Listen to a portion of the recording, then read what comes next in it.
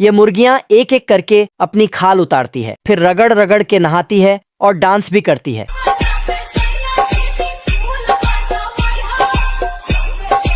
बत्तख उनको नई खाल पहनाती है। रोटी खा लो। उसके बाद बत्तख उन सबको खाना देती है। ये देना।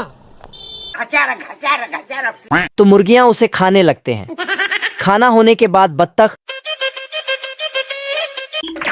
फिर सभी मुर्गियों को वापस घर लेकर आता है और रास्ते में उन सबको गाने भी सुनाता है। अच्छा ठीक है। मुर्गियां घर के अंदर आती है तो बत्तख उनके लिए गाना बजाती है। मुझे जाने दो। गाना के साथ फुल जोश में तबला भी बजाता है।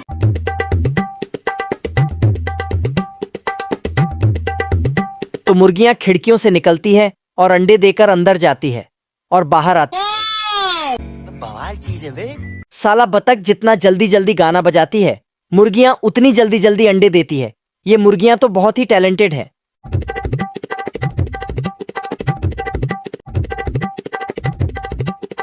बत्तख इन सब की अंडों को नाप तोल करता है। गजब। फिर बत्तख मुर्गियों को उनके घोंसले तक पहुंचाती है। चलो। उसके बाद बत्तख सभी अंडों को लेकर मार्केट में बेचने चली जाती है। एक गिर जाता है तो उसे पकड़ लेता है। बत्तख अंडों को बेचने के लिए अंदर जाता है तो इधर लोमड़ा घात लगाकर बैठा है। मौका पाते ही अपनी सारी औजार उठा के मुर्गियों के घर तरफ चल देता है। फिर अपना औजार निकालकर छेद करने लगता है। मुर्गियां ये सब देखते ही हमारा घर, हमारा द्वार, हमारा। बत्तख मुर्गियों की आवाज सुनकर 100 के स्पीड से आती है। अंदर आकर बोलती है, कौन है बे? लेकिन बत्तख दौड़कर आकर देखा तो ये छपरी लोमड़ा है। अच्छा बेटे, टिकटॉकी हो। चुपके से आगे आता है और उसके थैले से कुछ निकलता है। लेकिन फिर वापस आता है तो इसके दिमाग में एक दो आइडिया आता है। बत्तख कुत्ते के पास आता है। हाँ भाई सुन ना, सामान लेके पहुँच और बंदे लोग को भी कॉल कर दे।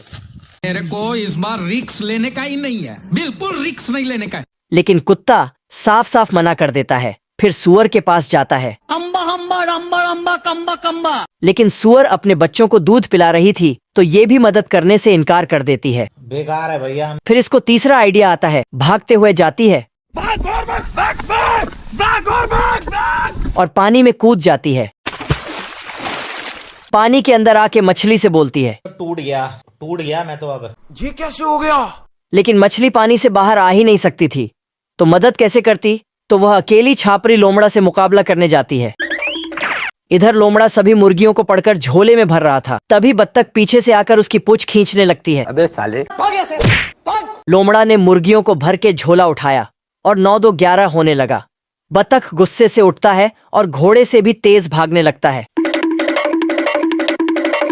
और पेड़ में सुरंग बनाकर निकल जाता है। इधर लोमड़ा मुर्गी का काम तमाम करना चाहता था, लेकिन मुर्गी कुल्हाड़ी को ही पकड़ लेती है।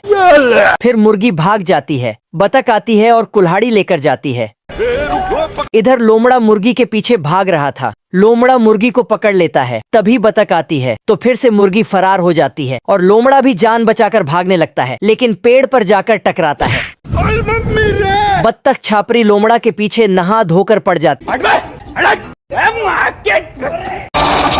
लोमड़ा जाकर पेड़ में चढ़ने लगता है, लेकिन बत्तख पेड़ को ही काटने लगती है, जिससे पेड़ छोटा हो जाता है और लोमड़ा ग्रेविटी को चकमा देकर भागे जा रहा था। तभी लोमड़ा को ख्याल आया।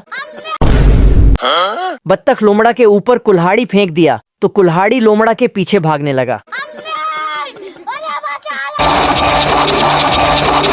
रास्ते में पेड़ आते हैं तो पेड़ को भी काट देते हैं, जिससे लोमड़ा का पूंछ दब जाता है और लोमड़ा बत्तख ने लोमड़ा की पूंछ का झंडा बनाया। आप कहाँ थे ज्ञानी बाबा? अगर आपको ये वीडियो थोड़ा सा भी पसंद आया हो तो एक प्यारा सा कमेंट जरूर करना।